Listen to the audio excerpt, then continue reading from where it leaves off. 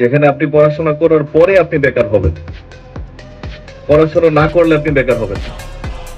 আপনি পড়াশোনা করলেন মানে আপনার বিপদ। একেবারে পড়াশোনা করে নাই, ইলিটারেট একটা মানুষ, সে ধরেন একটা অটোরিকশা চালায়, পার ডে 1000 খানেক টাকা ইনকাম আছে তার। অনেক মাস্টার্স পাস লোকজন আছে আমি চিনি, 8000 7000 এরকম স্যালারিতে জব করে। আমি কোনো পেশাকে ছোট করছি না। এটাই বাস্তব কথা। এমএ পাস করে সে রিক্সা চালায়, সে টেকনিক্যাল কাজ করে, তার জীবন যাপন করার জন্য চাকরি হয় না, কিন্তু টেকনিক্যাল কাজ যদি সে করে তাহলে আল্লাহ তার একটা ব্যবস্থা করে দিবে। মনে করছেন ইলেকট্রিশিয়ানও যদি হয়, সেই কাজ দিয়ে তার সংসারটা চালাইতে পারবে।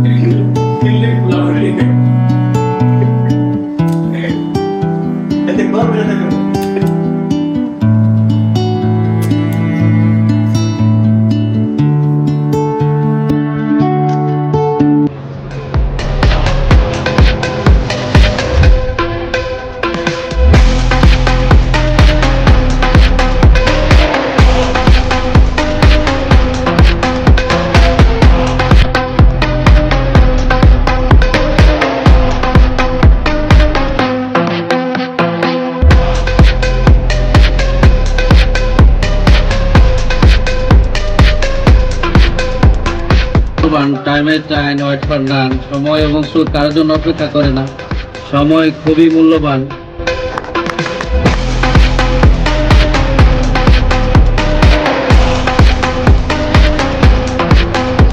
স্বামী